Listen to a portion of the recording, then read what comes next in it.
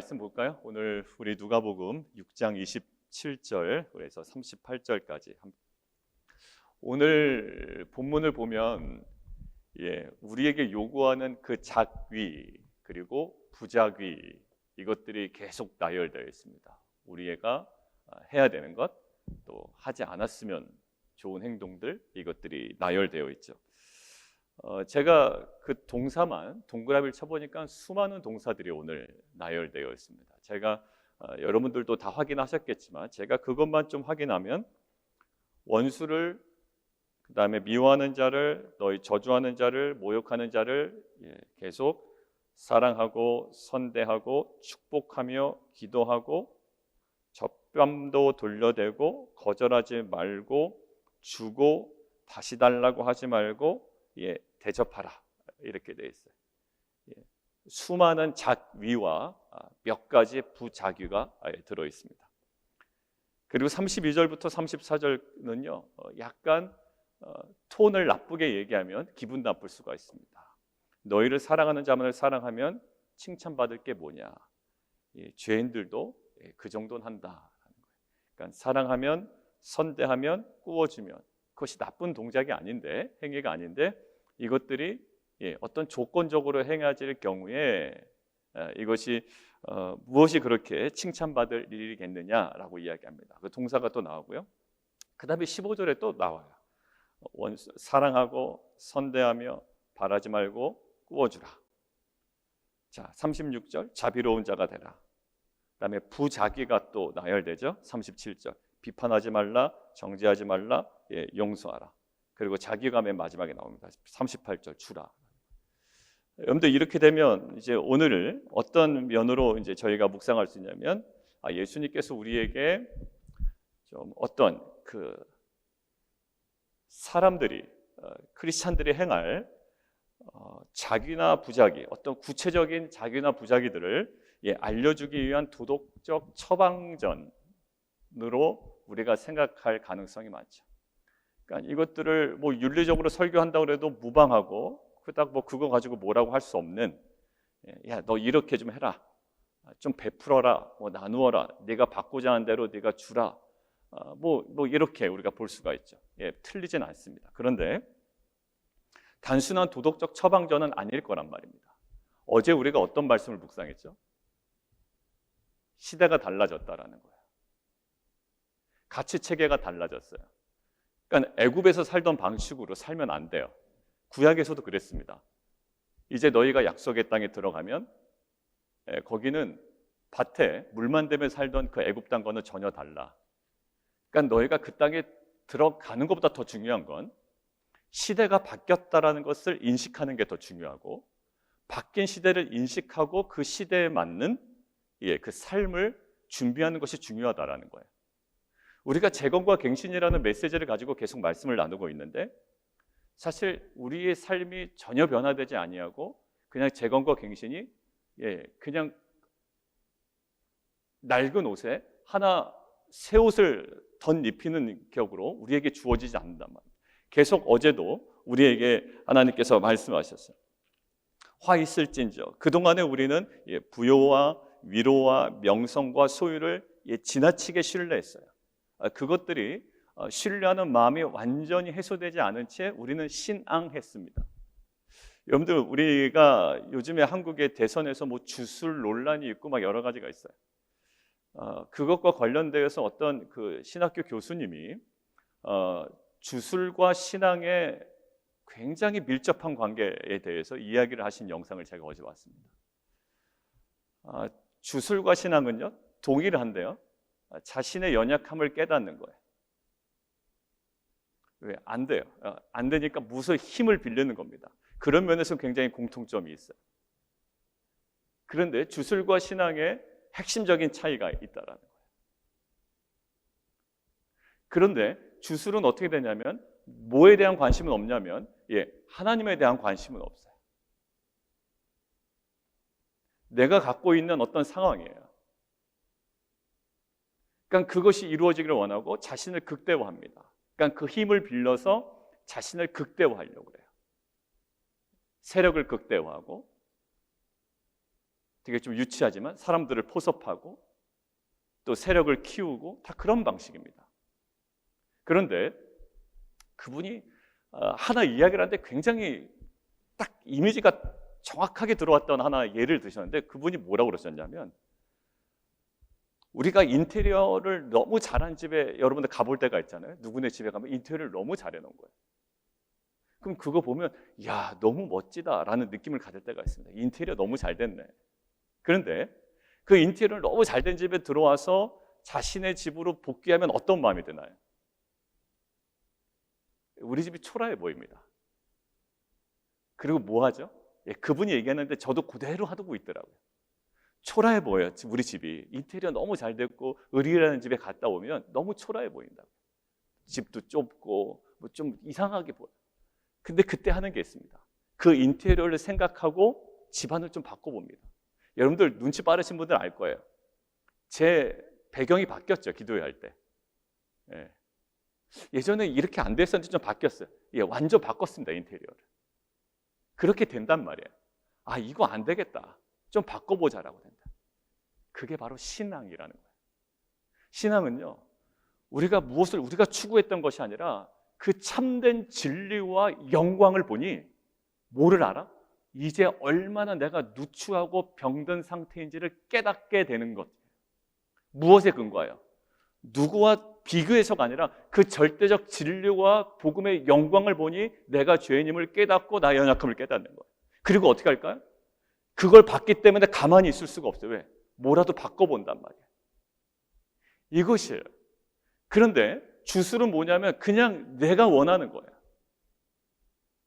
여러분들 보십시오. 이것이 바뀌지 않으면 우리는 항상 인정받는 쪽으로 갈 거예요. 그리고 인정하지 않는 사람들에 대해서 항상 불편한 마음을 갖고 있고, 그러니까 그 범주와 그 얕은 물에서 헤어나오지 못해요. 그런데 정말 영광스러운 것을 보면 이제 여러분들 그 복음이라는 것이 이렇잖아요. 그 땅에 감추어진 보화를 아는 자는 모든 것들을 소유를 다 팔아 그 땅을 삽니다. 그러니까 그 땅을 못 사고 자꾸 얕은 물에서 허우적대는 이유는 뭐냐면 그것을 발견하지 못한 거예요. 사실 발견했다면 어떻게 될까요? 변화되죠. 마찬가지로 오늘도 보면 단순한 어떤 도덕적인 그냥 오늘 뻔하다, 그냥 남을 잘 대접하라는 얘기겠지. 맞아요. 그런 얘기 맞지만 오늘 이것을 가지고 좀 우리가 더 들어가 보자고요. 특별히 재건과 갱신이라는 이제 연초부터 우리에게 계속 새벽에도 동일하게 도전하신 하나의 음성이 오늘 어떻게 우리에게 주어지는지 한번 묵상해 보도록 하겠습니다. 여러분들 지금 이 메시지는요, 예수님이 단순히 이거 해라 저거 해라가 아니라 지금 맥락은 지금 어떤 맥락에서 움직이고 있죠? 지금 세상의 질서 바뀌었다라는 거예요. 내가 왔다. 그럼 내가 왔다는 건 뭐죠? 하나님 나라가 이미 임했다. 아직 완성되진 않았지만, 그러니까 그 하나님 나라의 질서와 재편된 것들을 바라보라는 거예요. 여러분들 세상은 지금 이 교회 공동체 안에 뭔가 영적 흐름이 있고 이러는데 그것들을 바라보지 못하면 옛날 습성대로 그대로 살고 있습니다. 근데 뭐예요? 바뀌었다라는 거예요. 재편됐다라는 거예요. 근데 질서가 재편되고 역전되고 있던 이 주장, 이 하나님의 흐름, 하나님의 그 메시지에 네가 정말로 동의한다면 새로운 질서에 대해서 행동할 것을 요구하는 거예요. 그러니까 지금 뭔가 질서가 바뀌고 있고 이미 바뀌었고 그것에 걸맞는 내가 부르심을 얻었으니 거기에 합당한 행위가 너에게는 필요하다라는 것을 이야기하고 있는 거예요. 자, 그런데 오늘 좀 많은 동사들이 나왔지만 단순하게 한번 이야기해보자. 단순하게. 여러분들 한번 볼까요? 사랑해라, 선대해라, 축복해라, 기도해라. 해야 되겠죠? 해야 되겠어요. 이건 뭐 당연히 해야 되죠. 원수를 사랑하라. 오케이. 그런데 여러분들 원수가 유독 나온단 말이에요. 원수가. 근데 보편적 사랑을 얘기하는 게 아니고 사랑하고 뭐 관대하라 이런 게 아니고 뭐를? 원수를 사랑하라. 근데 사실 원수를 사랑하기 쉽지가 않습니다. 공동체 안에서도 원수까지는 아니지만 마음에 안 들면 의사표현을 하죠. 그 사람이 주도하는 거에 안 가버리는 거예요. 여러분들 이런 마음이 있어요. 사람 되게 유치하죠. 참 그 사람들 보면 굉장히 유치합니다. 안 가. 그러니까 의사표현이야. 그냥 의사표현이야. 그냥 아이고 의사표현 그렇게 하나보다 또 그래요. 또 뒤에서는 또. 여러분들 이게 얼마나 수준이 그럽니까? 근데 사람이 그렇게 생겨 먹었어요. 그런데 여기 보면 예수님이 정확하게 얘기합니다. 원수들 사랑하라? 한번 해볼까? 라고 하지만 32절, 33절, 34절 이렇게 얘기하는 거예요. 만일 너희를 사랑하는 자만을 사랑하면, 그리고 선대하는 자만을 선대하면, 너희가 받기를 바라고 사람에게 꾸어주면, 이것이 뭘까요? 결국 너희들의 행위가 뭐에 근거했다? 예, 상호성에 근거하면 안 된다라는 거야. 상호성에 근거하면. 이 행동이 항상 상호적이야. 나와 어떠한 관계가 있는지, 나에게 어떠한 유익이 있는지. 그러니까 그 행위 자체가 나쁘진 않아요. 사랑하는 것, 선대하는 것, 꾸어주는 것. 근데 보십시오. 내가 밥을 사주는 것도 그래요. 밥을 사줘서 어떻게 하면 뭔가 내 세력으로 만들고 내 주장을 관철시키고, 여러분들 이런 식으로 나한테 자꾸 접근하는 느낌이 들면 어떨까요? 불쾌합니다. 사실 불쾌해요. 처음에 몰라요. 처음에는. 근데 항상 그런 식이라면 굉장히 불쾌합니다. 날 어떻게 보고. 여러분들 여기 보십시오. 사랑하는 자만을, 선대하는 자만을 받기를 바라고, 이게 상호성이에요. 그러니까 결국 상호성에 근거하면 뭐가 떨어질까요? 하다가요, 뭔가 반대급부가 안 오잖아요? 그럼 지속성이 떨어집니다. 저는 봤어요. 상호성에 근거한 것들은 결국 나중에 가면 지속성이 떨어집니다. 어느 순간은 예전에 그랬는데 지금 흔적도 남지 않아요. 지속성이 떨어져요. 그리고 제일 결정적으로 뭐가 떨어지냐면 확장성이 떨어집니다.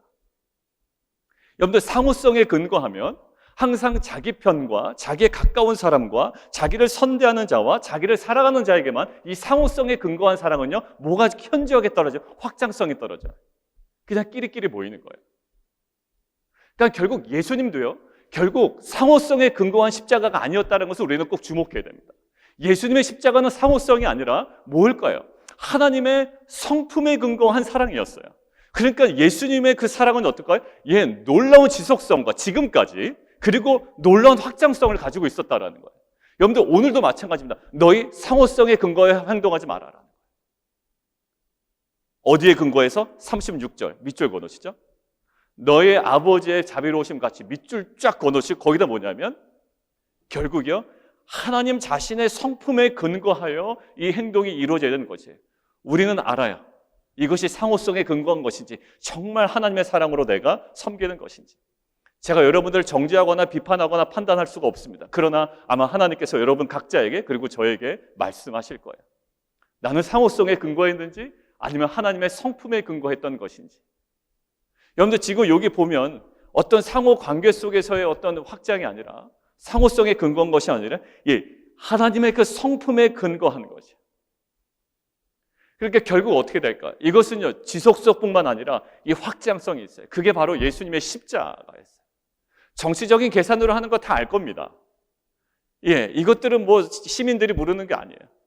근데 정말로 우리 안에 정말 하나님의 성품에 근거한 우리의 모든 행동이 그 예수 그리스도 하나님의 성품에 근거한 우리가 사랑이라면, 우리가 생각했던 그 지속성의 한계, 그리고 확장성의 한계를 뛰어넘는, 이제 하나님께서 우리에게 허락하시는 새로운 세계에 정말 그 감당할 수 있는 그런 능력과 은혜를 우리 가운데 또 부어주실 줄 믿습니다. 여러분들 결국 이 상호성이 우리에게는 한계가 되는 거예요. 처음에는 굉장히 우리를 견고하게 해주는 것 같아요. 그래서 한쪽으로 메시지를 계속 던지지 않습니까? 근데 그것이 나중에 독이 된단 말이에요. 이 상호성에 근거한 우리의 행위가 아니라 하나님의 그 성품에 근거한 우리의 그 사랑과 우리의 행위와 우리의 섬김이 우리 안에, 우리 공동체 안에 그것들이 회복되어가는 귀한 은혜가 있기를 원합니다. 여러분들 보면 결국 어떻게 돼야 될까요? 예, 재편된 질서 체계를 바라봐야 돼요. 지금 질서 체계가 변화되고 있고 또 질서 가치 체계가 변화되고 있어요. 결국 이 변화되고 있는 가치 체계와 이 질서 세계 속에 하나님 나라의 관점에서 보면 우리의 그 사랑의 행위는 그 상호성에 근거한 것이 아니라 이 새로운 질서 세계에서는 뭐냐면 그 하나님의 성품에 근거한 그 십자가로 우리가 다시 돌아가는 거예요. 우리가 그 십자가에 근거한 사랑이 우리 안에 회복되지 않으면 사실 굉장히 단편적이고 윤리적이고 단순한 도덕적인 공동체로 될 거예요. 그렇게 하나 하지 않나, 하지 않을 때에 우리가 생각하게 될 여러 가지 많은 우리에게 주어지는 불이익, 여전히 상호 관계 속에서 생각할 거라고. 그러나 예수님은요, 그 모든 것들을 다 쏟으셨잖아요.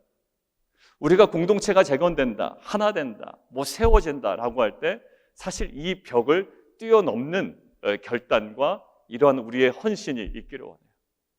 그것이 바로 어디 지점에서? 바로 예수 그리스도의 십자가에서만 가능한 거예요. 그러니까 십자가를 그냥 단순히 아는 것이 아니라 묵상하고 살아내는 거죠. 굳이 뭐 십자가가 필요한가라고 얘기하신 분들도 가끔 있었습니다. 예수 믿고 그냥 주님께서 주시는 그 은혜들을 누리며 사는 것이 괜찮지 않냐? 근데 아니요. 은혜를 누리는 것을 부정하는 것이 아니라 그 십자가의 그 지점들이 우리 가운데 계속 상실되면요, 이런 행위조차도요 그냥 우리의 그 상호성에 근거한 형식적인 행위가 되는 거예요. 근데 정말로 이것이 우리 안에 녹아지고 회복되고 하나로 세워질 때 결국 어디요? 그 십자가를 정확하게 통과한 그 삶과 사역과 그 행위를 통하여 하나님께서 이 공동체를 새롭게 하실 줄 믿습니다. 우리의 그러한 헌신이 없고 결단이 없는데 공동체가 새로워진다. 제가 보기에는요, 어떠한 팀이나 어떠한 사역이나 그리고 공동체에 정말 온전히 세워질 때 반드시 어떤 누구의 그 십자가의 희생이 있었더라고요. 그러니까 모든 구성원들이 그렇게 하진 않아요. 실제로 보면 모든 구성원들이 한 마음으로 십자가를 향해 달려가지는 않더라고요. 그런데 그때 정말 십자가를 품고 정말 섬기고 눈물로 씨를 뿌리고 희생하고 정말 묵묵히 섬겼던 그 누군가의 그 헌신이 그 공동체를 세우게 하는 하나님께서 귀한 미랄로 사용하시죠. 마치 예수님의 그 십자가의 섬김으로 온 인류를 구원하신 것처럼, 물론 우리의 그 섬김이 계속적인 은혜를 가지고 있고 그 효력을 가진다는 건 아니지만 하나님께서 우리에게 계속 말씀하시죠. 미랄이 땅에 떨어져 심어져야 된다. 물론 복음의 씨앗입니다. 그러나 복음에 반응한 우리의 행위가 땅에 떨어질 때에, 그것이 썩어질 때 그것을 통해 하나님께서는 분명히 회복의 은혜를 우리 가운데 허락하실 줄 믿습니다.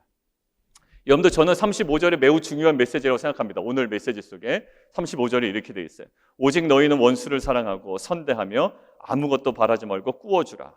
그리하면 너희 상이 클 것이요 또 지극히 높으신 이의 아들이 되리니 그는 은혜를 모르는 자와 악한 자에게도 인지하시니라. 거기 저희가 한국어로 번역이 안 돼 있지만 번역을 해야 되는 헬라어 하나 적어 놓으시면 좋겠습니다. 높으신 이의 아들이 되리니 하고 그는 은혜를 모르는 자와 그 사이에 거기 헬라어 단어가 하나 들어있는데 그게 바로 호티입니다. 호티.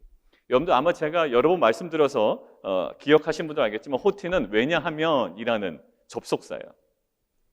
그러니까 결국 다시 말씀드리면 왜냐하면 그는 은혜를 모르는 자와 악한 자에게도 인자하시기 때문에 이렇게 되는 겁니다.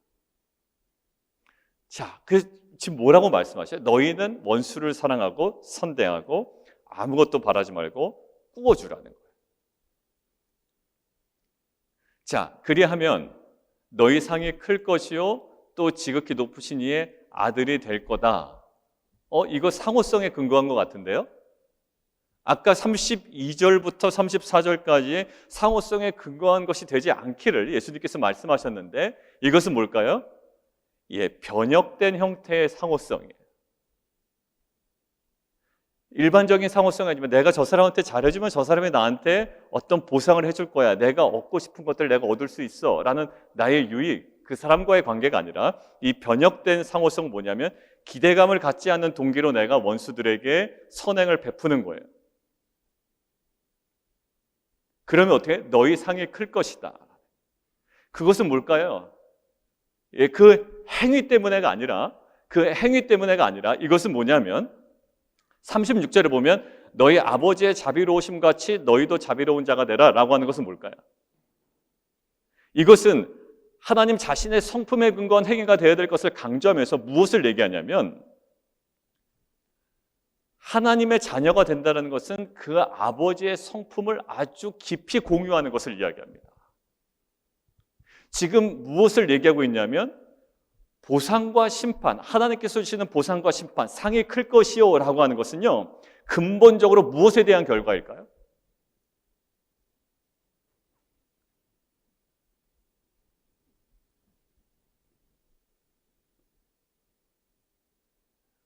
하나님께서 상을 주시고 심판하시고 보상과 심판에 대한 근거가 뭡니까?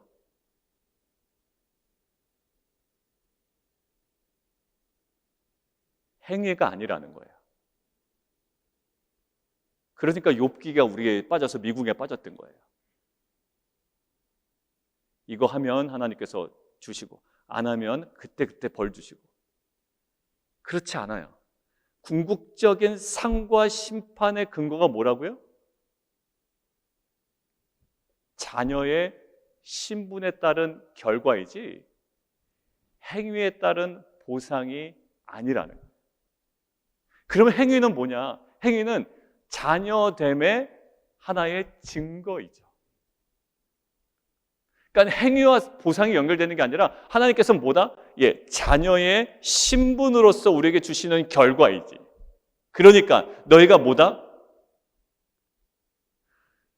또 지극히 높으신 이의 뭐다? 아들이 되리니 35절. 너의 신분을 얘기하는 거야. 우리의 신분을. 왜냐하면 하나님께서 어떻게 한다고요? 은혜를 모르는 자와 악한 자에게 더 인지하신데, 다시요, 전혀 은혜를 모르는 자와 악한 자에게도 하나님께서 인지하시고 자비를 베푸시는데, 하물며 높으신 이의 아들이 된 자녀 신분을 가진 자에게 그 자녀됨으로 인하여, 자녀 신분으로 인하여 얼마나 큰 상을 주시지 않겠느냐라는 거예요, 접근이. 자, 그러니까 결국 너희가 자녀됨처럼 어떻게 하라고요? 너희도 자비로운 자가 되라. 그 자녀됨의 근거한 행위를 얘기하는 것이지, 이것이 단순히 너에게 유익이 있을까 봐 그것들을 노리고 어떤 상호성에 근거한 그걸 얘기하는 게 아니라.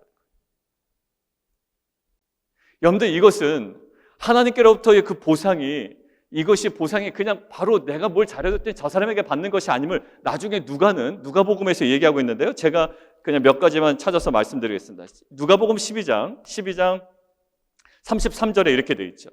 너희 소유를 팔아 구제하여 낡아지지 아니하는 배당을 만들라. 곧 하늘에 둔 바 다함이 없는 보물이니 거기는 도둑도 가까이 하는 일이 없고 좀도 먹는 일이 없느니라. 그리고 14장 14절에 이렇게 되어 있습니다. 그리하면 그들이 갚을 것이 없으므로 잔치를 베풀거든 차라리 가난한 자들과 불편한 자들과 전후자들과 맹인들을 청하라는 거예요. 그런데 14절에 그리하면 그들이 갚을 것이 없으므로 내게 복이 되리니 이는 의인들의 부활 시에 내가 갚음을 받겠습니다. 결국 이 결과적 보상은요, 내가 행한 어떤 그들로부터가 아니라 하나님으로부터 받는 것이고요. 그리고 그 모든 행위는요, 자녀됨을 증명하는 것이고, 결국 하나님께서 주시는 보상과 이 모든 것들은 자녀 신분의 근거에 주시는 것이다. 그러니까 그 신분에 근거한 합당한 그 삶이 어떠해야 되는지. 왜냐하면 내가 하나님의 자녀라면 그 자녀는 부모의 성품을 닮지 않을 수가 없기에 우리가 새로운 이제 하나님의 자녀의 신분됨, 이제 새로 재편된 질서, 그리고 새롭게 재편된 가치 체계 속에서 우리의 삶이 어떠해야 되는지 이제는 달라야 된다는 거예요. 그동안 너희가 했던 건 항상 같은 행위를 하더라도 동기가 어땠죠? 상호성에 근거했다면, 그러나 그 상호성의 근거는요, 지속성도 떨어질 뿐만 아니라 확장성이 떨어져요. 이 재건과 갱신이라는 이 하나님께서 주시는 이 시대 앞에, 흐름 앞에 이제는 우리가 이 상호성에 근거하는 것이 아니라 예수 그리스도의 그 십자가, 하나님의 성품에 근거한 우리의 삶이, 또 그러한 사역이 우리 안에 회복되기를 원합니다. 그러니까 우리의 그 모든 만남도 사실 딱 선을 긋는 것이죠. 한 2년 전에 우리가 연말에 함께 나눴던 거죠. 에베소서 할 때. 신앙을 가지면 가질수록 오히려 벽을 쌓아요. 근데 예수님께서 에베소서를 통해서 그때도 말씀하셨습니다. 내가 막힌 나무를 허물었는데 너희는 어떻게 너의 신앙을 가지고 계속 담을 쌓아 올리냐라고 하죠. 이 확장성이 왜? 상호성에 그 항상 눈 떠 있었던 우리의 옛사람의 결과예요. 그러나 이제는 그 예수 그리스도의 십자가라는 새로운 재편된 질서 속에, 그 복음의 확장성 속에 우리가 더욱더 살아가고, 그로 인하여 하나님께서 새롭게 재건해 가시는 귀한 공동체 아름다운 모습을 우리가 누리기를 원합니다. 오늘 결론 맺겠습니다. 결국 그 전에는요, 로마 시대 때 이 모든 질서는 이런 질서였어요. 그 로마 시대에 따르는 세상의 윤리, 후원 윤리는 이것입니다. 주는 것, 배우는 것으로 다른 사람에게 빚을 지우는 거예요. 그 당시에 후원 윤리는 그렇습니다. 그냥 빚을 지우는 거예요. 밥을 먹이고 선물을 사주고, 그래서 빚을 지우는 겁니다. 꼼짝 못하도록. 그래서 어떻게 할까요? 자신의 입지를 견고하게 합니다. 그러니까 기분이 나쁘다라는 거예요. 같은 거라도. 이것이 상호성에 근거한 행위는 기분이 나빠요, 뭐인지. 근데 뭐 어떻게 될까요? 예, 거기에 대한 완전히 다른 얘기를 하고 계신 거예요. 그 당시 그것이 아주 자연스럽게 진행이 됐습니다. 자신의 입지를 견고하게 하고 그들이 어떻게 될까요? 은인의 역할을 자처하는 거예요. 자신의 행위로. 은인의 역할을 자처하고 지배계층이 됩니다. 근데 이것들을 깨세요. 뭐 어떻게 깨실까요? 하나님이 최고의 은인과 후견인이 되는 거예요. 왜? 하나님의 그 자비로우심에 근거한 거기 때문에. 내가 자비로운 것이 아니라 하나님의 그 자비로우심이에요. 그래서 우리의 행위를 통해서 무엇을 볼까요? 그리스도의 사랑을 봐요. 그 십자가의 사랑을 봐요. 우리 성도님들이 많이 섬기잖아요. 누군가 아플 때, 누군가 가족에 또 상을 당할 때 막 손수 음식을 만들어서 또 함께 참여하고, 이 모든 것들이, 여러분들 거기서 무엇을 느껴요? 저 사람이 나중을 위해서 나한테 하나? 그렇지 않아요. 그렇지 않아요. 여러분들 그것은 절대적으로 하나님의 사랑이에요. 그러니까 결국 믿지 않는 사람들이 우리 교회 공동체의 섬김을 받는다. 저는 무엇을 느끼길 원하나요? 거기서 예수 그리스도의 사랑을 경험하는 거죠. 왜요? 진정한 후견인이 누구시며 진정한 은인이 누구신지를 발견하는 거예요. 무엇을 통해서? 그 로마의 가치체계에서는 누구를 발견할 거예요? 그 사람 앞에 꼼짝 못하는 거예요. 왜? 나한테 준 것이 있기 때문에, 베푼 것이 있기 때문에. 그래서 내가 은인의 역할을 자처하고 지배계층이 되고 오히려 자신의 입지를 견고하게 하는 그 사람만 보여요. 그렇지만 이제는 그것들이 달라집니다. 이 상호성에 근거한 것이 아니기에, 이제 하나님의 자비로우심에 근거한 행위기에 이제 누가 보여요? 그 행위를 통하여 하나님이 보이고 그 예수 그리스도의 십자가가 보이는 거예요. 저는 그러한 모습들이 우리 가운데 조금씩 보여지는 것 같아요. 우리가 섬겼던 그 어떠한 분도, 또 누구도 그를 통해서 실은 그것에 대해서 마음이 열리지 않을 수가 있죠. 우리가 뭐 베푼다고 그 사람 마음이 열려야 됩니까? 그렇지 않을 거예요. 그렇지만 그것을 통해서 하나님께서 마음을 여시고 상황을 여시고, 또 이것을 통해서 하나님께서 원래 작정하신 이 복음의 영광을 그 지체에게, 또 그 상황 가운데 하나님께서 분명히 베푸시는 것이 뭘까요? 우리가 정확하게 헌신할 때 하나님께서 그것들을 복음의 귀한 도구로 사용하실 줄 믿습니다.